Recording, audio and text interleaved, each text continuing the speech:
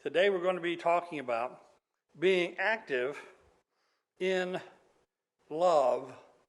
I was thinking this week about action and inactivity because for the fourth week I've been on about as less or least active as I have been in my adult life, trying to recover from this thing and the fatigue that just keeps going. And I thought about another brother who's been suffering from this pretty poorly. He is been active more so than I could have imagined in his teaching, and I see it online, and every time I see him, though, he's sitting down.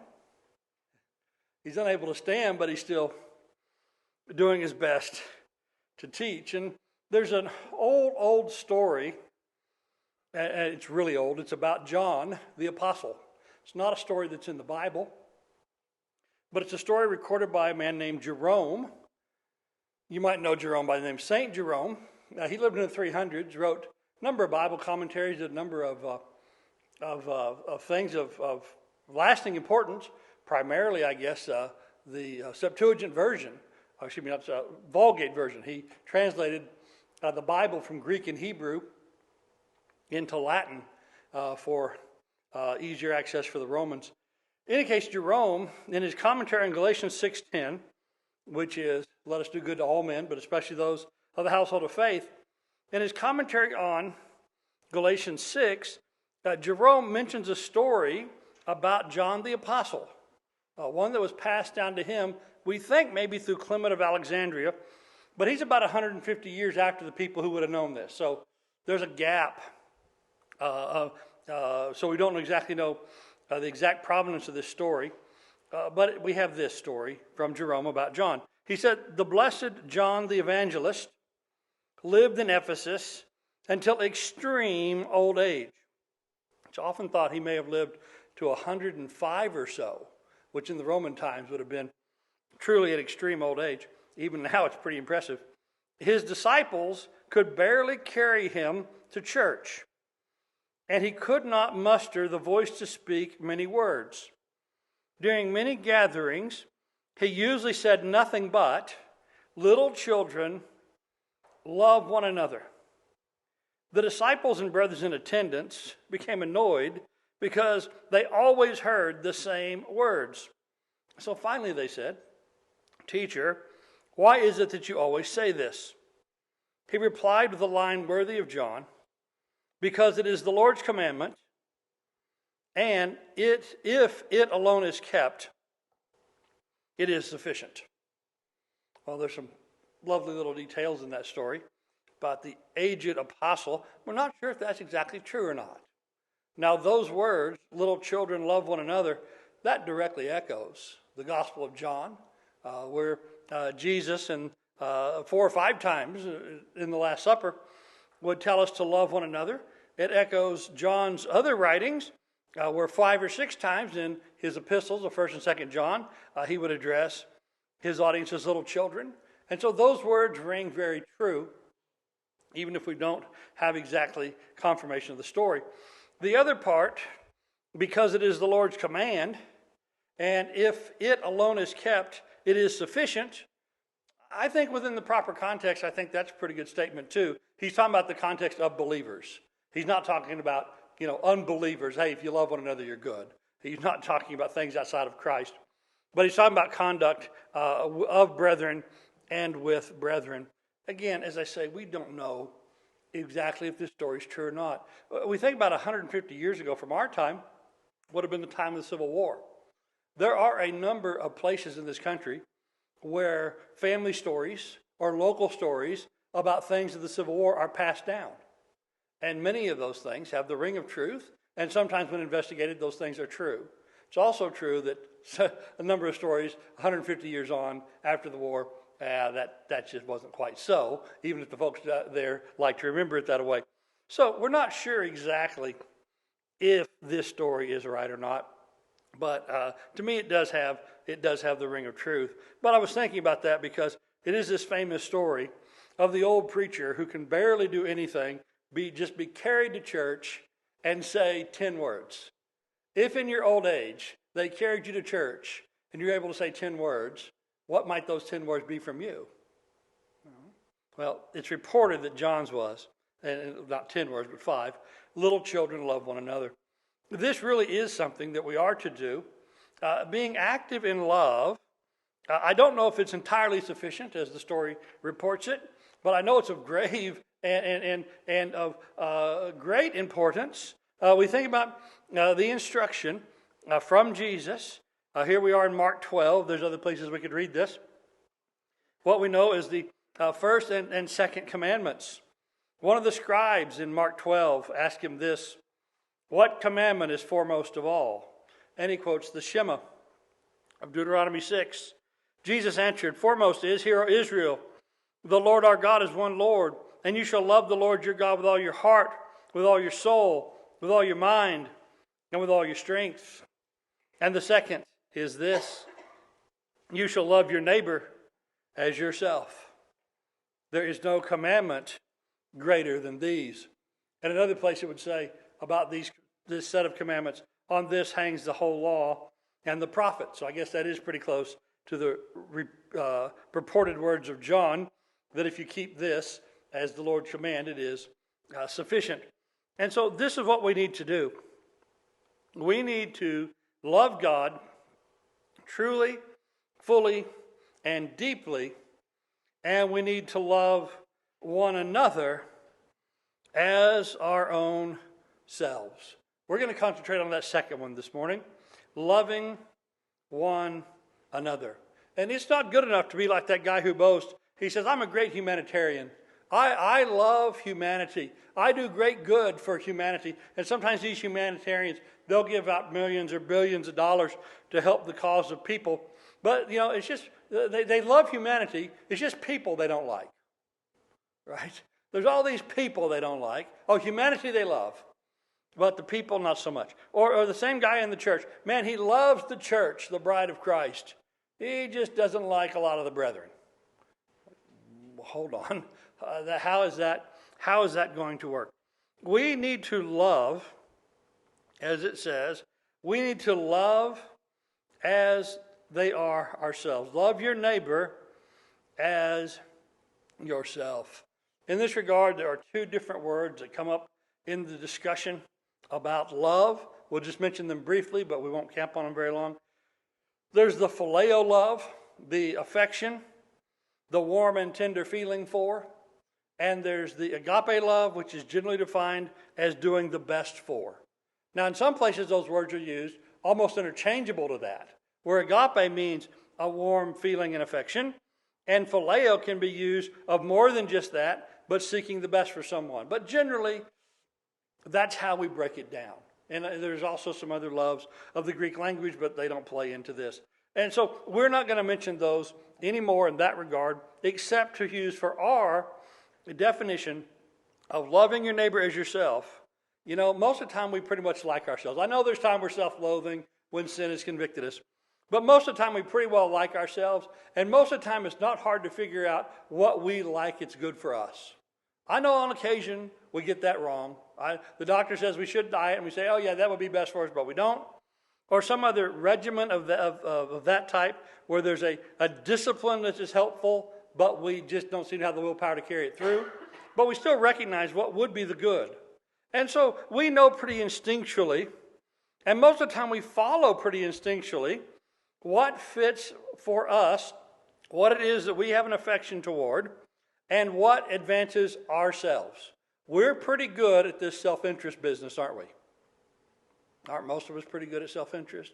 Well, let's make neighbor's interest. And let's think then, how is it that we can practically do this? How can we specifically do this? How can I specifically do something that is good for my neighbor? And it's not just neighbors.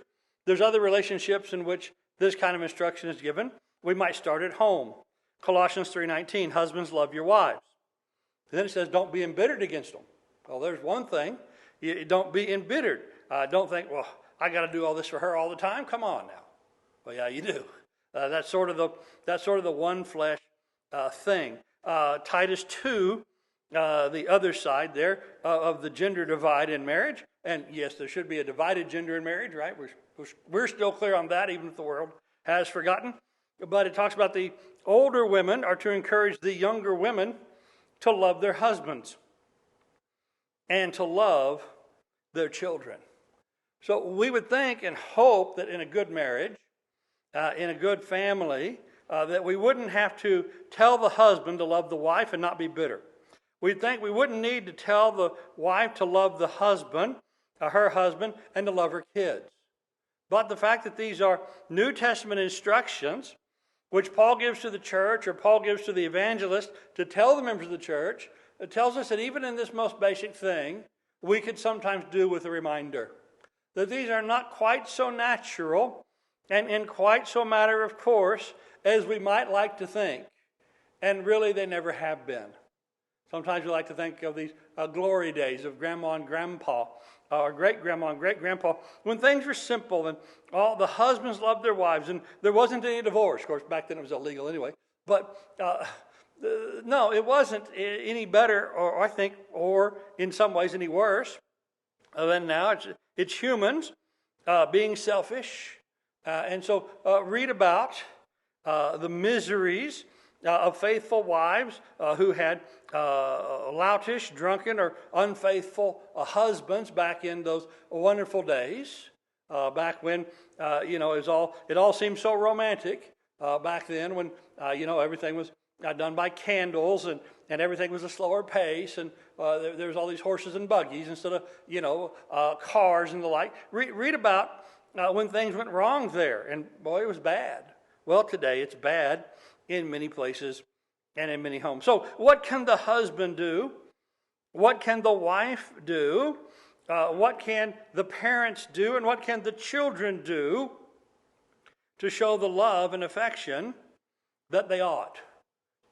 If you're in any of these relationships, which I think by the time we get to parents and child, you're probably everybody in here. If your parents are still living, you're certainly, you have been, and you most likely are, in these relationships as either a parent or a child, as a husband or a wife.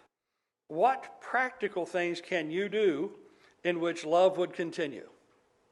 In which love, affection, and seeking the best for these folks, how would that be shown? What could you do today to make that better than yesterday in its appearance and its evidence and the fruit of it in your life? What could you do? I won't presume to speak for you, although anybody who knows anybody might have some things, and I'll hope you won't presume to speak for me, but you might go, Jay, you really ought to. And maybe if you think I'm really missing one, maybe you should tell me that, but I won't tell you this in the sermon time, and you don't tell me in the sermon time, but if you really know one where I'm overlooking it or messing it up, tell me. But there's other relationships as well in which we have this love one another requirement, in which we should have this affection and best seeking for. So Hebrews 13:1, let the love of brethren continue. Or as some of the better translations on that verse will say, let brotherly love continue, much more poetically and flowing. But let brotherly love continue in that relationship. So in the relationship at home and in the relationship at church, let love flow. Let love continue. Affection and seeking the best for. And so hopefully among the brethren, you'll have some friends, which we also, I think all of us have friends outside the brotherhood. And so we have things like this as well, other relationships. Proverbs 17:17. A friend loves at all time, and a brother is born for adversity. And so we have friends and brothers there. Friends and brothers. And so you might have friends that are better to you than your brothers and your sisters. If a bad day comes, it's those friends, even more than your kin, that will be there. For some of us, that friendship is within kinship. It is within the family that we find these deepest of friendships and deepest of love shown. And so that's, I said practical. Well, among brethren and among friends, what's a practical thing to do? Be there in the day of adversity. And be like Job's friends. I mean the first week, not the second. The first week where they showed up and sat and didn't say a word. Be Job's friends that first week. Don't be Job's friends the second week, where you try to explain all the things of God and get it wrong and have to repent, and I have to go and say, Job, I'm sorry about that. I discouraged you. You had it bad enough, and I added to your woes. Don't be like that. But be there. We do commend them for being there with Job in his adversity. It seemed like in that adversity, his wife had tried to make herself somewhat scarce, right? And so you're never sure until the adversity comes who's going to be scarce and who's going to be close. But try to be the close ones to somebody in a helpful, practical way when they have come to adversity. And so we think about this again, that there is no greater love than loving your neighbor as yourself. And there's other relationships to which we could speak about this. The relationships that come at work. Those that you work with. Those that you work for. Those who work for you. And somebody says, well, I don't have any employees. That doesn't apply to me. Well, if you ever go to a place where there's a waiter or a waitress, you got somebody working for you for a couple of hours, we'll think about that. But in these relationships, that might be at work. Or if we're younger, the relationships that we have at school. These different kind of neighbors. Our work neighbors, our school neighbors, obviously, of course, literally the neighbors, the people who live next door and the door beyond that, those folks across the street. And, we think about the tragedy of isolation these days. There's so many folks, they don't know the people across the street. They don't know the names of the people who live beside them. I do now finally know all the names of all my neighbors, but, it took an embarrassingly long time to find that out. And there's only 5 or 6 houses I'd need to concern myself with that directly in that regard. But, people never go outside. And we never go outside, it seems, because, there's no air conditioning out there. But unless we see them in the yard or unless we see them at some other time like that, we might not even know who our neighbors are. And many live in that state. And so there's these relationships of neighborliness where we have this. So whatever organizations we are in, how do we share with others in that regard? Do we give others regard in that? Or even those with whom we have the shortest of relationships. We shared a 4-way stop sign with them for about 30 seconds. But how many people can mess that up so that sin becomes involved? Anger and temper and the harshest of words. And if they can't hear us, we'll hand signal them. We'll use our American street sign language. And we'll communicate something to them that way. What a shame. But that is your neighbor, if even only for a few moments. And so we find that we have these things in which we ought to do, but so often we don't. In Luke 6, it says this, love your enemies even. So maybe that'll cover the guy who cut you off in traffic. Maybe that'll cover the guy who took 17 items into the 10 item or less lane. That'll cover the lady in front of you at the bank who needs to get a certain amount of change in the right denominations of coins for all of her 14 grandchildren when you have a place to go. These things that others irritate us about. It's perfectly fine if I need to go to whatever place of commerce or whatever place of service, and I need to have my order exactly right in exacting detail, and they're going to remake the one or redo the thing if it's not quite right. But if that other guy in front of me takes any longer than the microwave, we've got problems. This is not loving your neighbor. This is not following in these relationships in any way that would be approved of Christ. The Apostle Paul gives us this as a definition, as a practical part of this kind of love. Love is patient. Love is kind. We're in 1 Corinthians 13, verse 4. Love is not jealous. Love does not brag and is not arrogant. It does not act unbecomingly. Does not seek its own. Is not provoked. Does not take into account a wrong suffered. Does not rejoice in unrighteousness, but rejoices with the truth. Bears all things, believes all things, hopes all things, endures all things. Love never fails. And so here is the fullness of love. Here is love as set forth in its ideal form by the apostle. I recently saw, and maybe some people have known this for a long time and seen this technique done and taught, but for me it's only in the somewhat recent years that I've seen it, where they will suggest to a person who is soon to be wed or thinking about maybe beginning a more serious part of a relationship that would lead to marriage with someone, and say, just look at this list and then put the name of your spouse or potential spouse there and read it that way and see how true it reads. And so if we're going to do this with me, J is patient. J is kind. J is not jealous. J does not, I can't even read that next part with a straight face. Let me get one down to one I can. Verse 6, J does not rejoice in unrighteousness.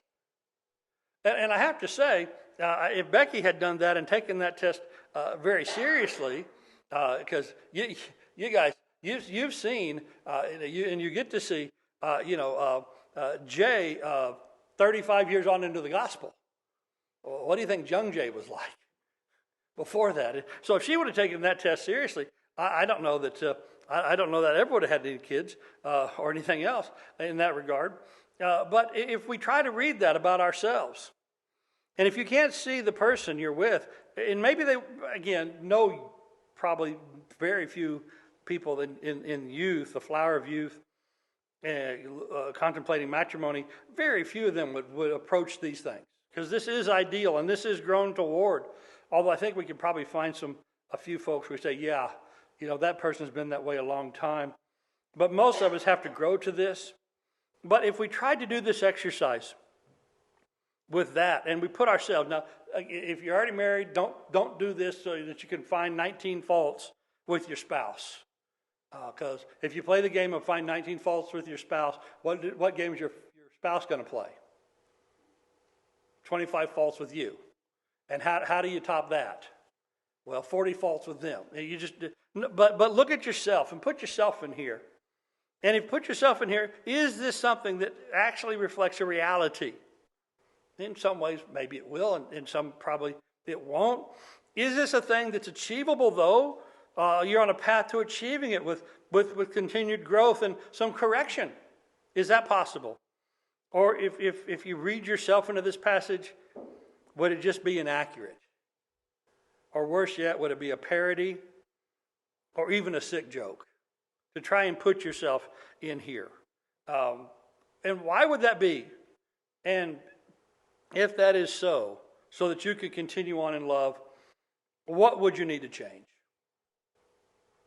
This is an exercise, I think, where we can all find much to do. What does the hymn say? There's much to do. There's work on every hand.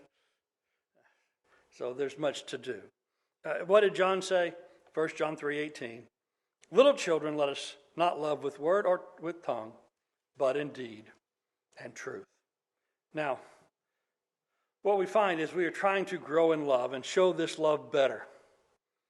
There are things that we both need to give and to get from love. That this becomes a reciprocal thing. And every relationship we've talked about, and what is life without relationships? We can't even define ourselves in the family except in a relationship way. At my house, I'm the husband, and I'm the dad.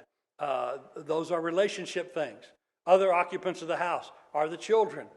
They are brothers to one another. In our work, we are co-workers, or we are bosses, or we are employees, or in the church, we are brethren. There isn't any of these things that are important in life that isn't defined in a way of relationship.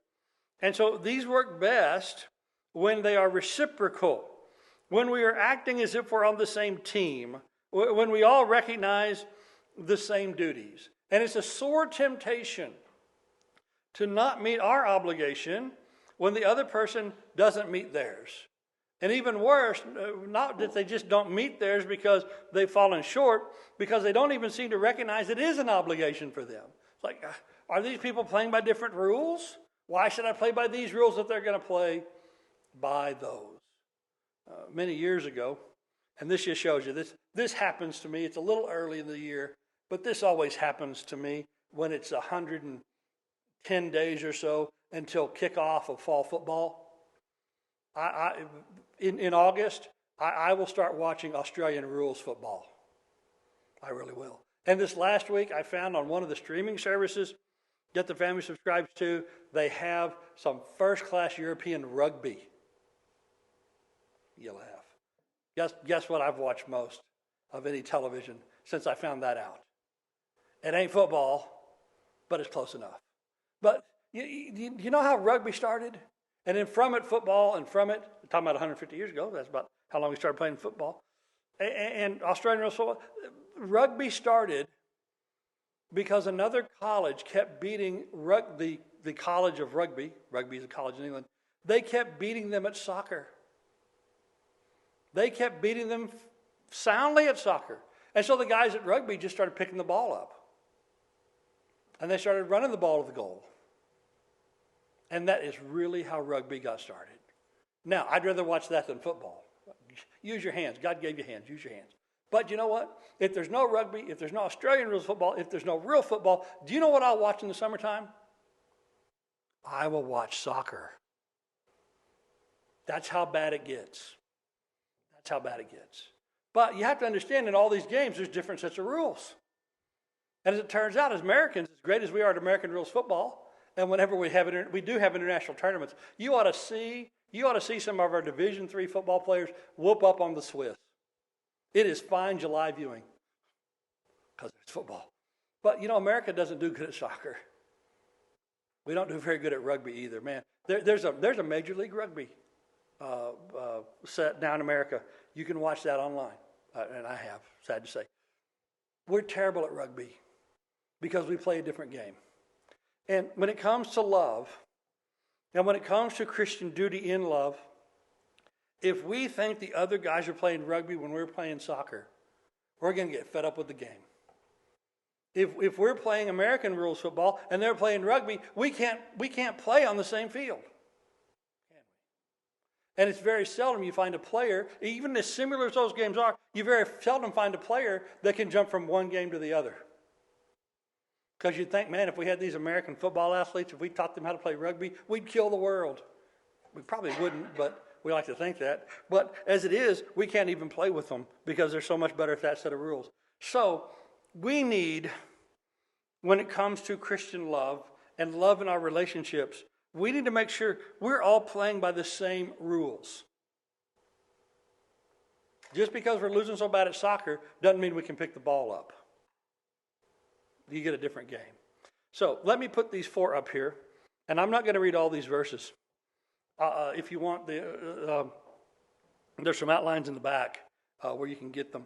But here are 4 things in which we really need a real reciprocation to let us all know we're playing by the same rules and we have the same concern for one another in love. And they are forbearance, forgiveness, mercy, and peace. And if we ever don't think the other guy's playing by these as goals, if we think he's headed for a different goal than this, we think, I'm not going to play because he's playing a different game, right? I remember a few years ago, one of the cartoons that I read in the Sunday paper was Calvin and Hobbes, and Calvin would play Calvin ball. And what were the rules in Calvin ball? Pretty much Calvin got to do what he wants and he wins, right? If you ever think the other guy's playing a different game that he's making up that's not this, it's going to be really hard to continue in a relationship because it will seem like we're at such different aims and ends. So forbearance, that the other guy puts up with me and the things in which I'm weak or have blind spots or foibles, as I do with him. Ephesians 4, Paul says, I therefore, prisoner of the Lord, entreat you to walk in a manner worthy of the calling with which you've been called, with all humility and gentleness, with patience, showing forbearance to one another in love, being diligent to preserve the unity of the Spirit in the bond of peace. That is the believes all things, hopes all things, endures all things, bears all things part of 1 Corinthians 13. And so to endure patiently, to hold back a reaction, to show a loving self-restraint. This is one of the main things we need to reciprocate in. Paul said, let your forbearing spirit be known to all men. We also need forgiveness. Colossians 3. As those who have been chosen of God, beloved, Colossians 3:12. Put on a heart of compassion, kindness, humility, gentleness, patience, bearing with one another and forgiving one another.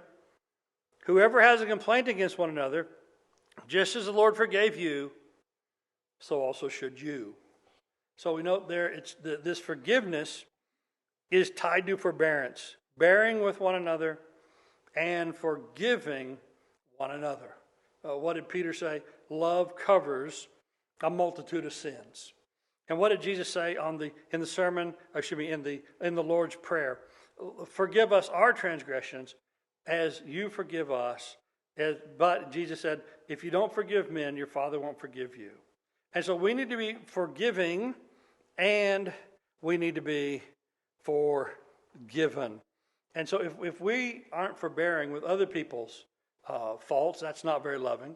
If we won't forgive them, but most of the people who won't forgive others, they sort of seem to want automatic forgiveness or just unspoken forgiveness for themselves.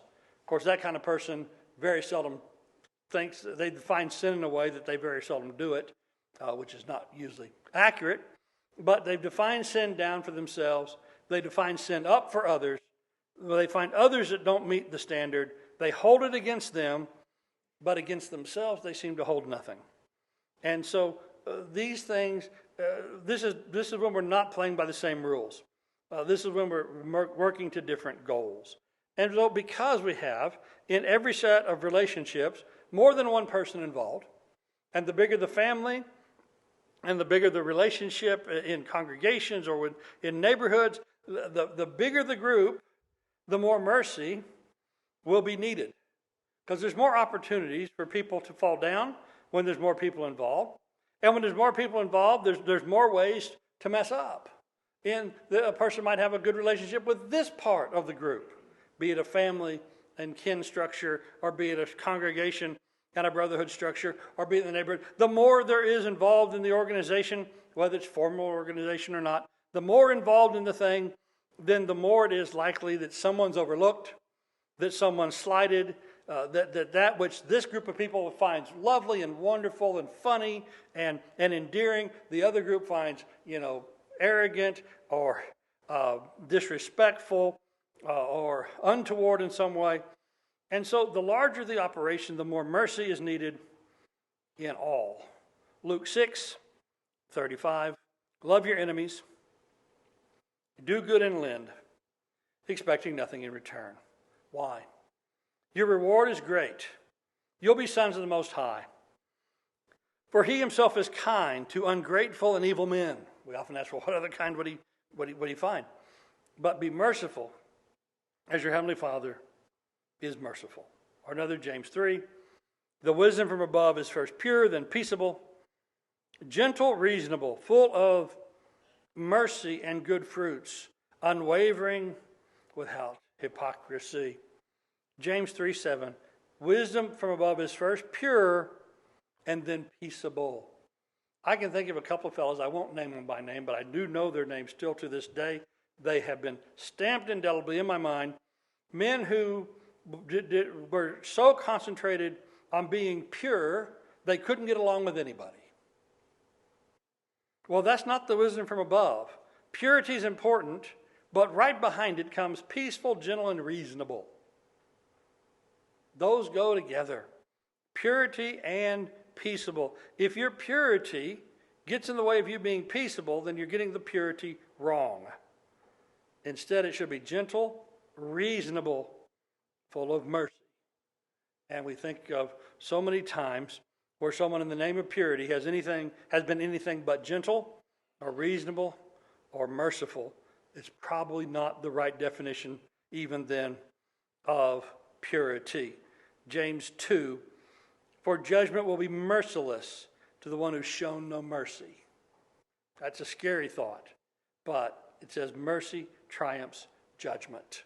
With this, then, we can live in our various relationships, again, of brotherhood and spiritual and family and kin and neighborhood and work and all the rest. Then we can have a peace achieved. We're to pursue this, Hebrews 12, with all men, and the sanctification without which no one will see the Lord. So peace with people and sanctification before God. That's just like the last two, I think, in many ways, where it's peaceful, it's pure, and it's peaceable. And then the peace of Christ, Colossians 3:15, is to rule our hearts. That way we can really be one body and be thankful. And lastly, Jesus' words on this, Mark 9:50, salt is good, but if salt has lost its savor or become unsalty, with what will you make it salty again? Have salt in yourselves and be at peace with one another. So if you have some spiritual salt, if you have some spiritual seasoning about yourself, you can be at peace with other people. Those who can't be at peace with other people, we find they're really, really spiritually immature. And they're not loving as they ought to be. So here are the things which are our goals. Here are the things in which we want to give, but also get, so that we can live harmoniously in a relationship where brotherly love continues. Forbearance, forgiveness, mercy, and peace. And this way we can fulfill that second part of the great commandment, loving our neighbor as ourselves.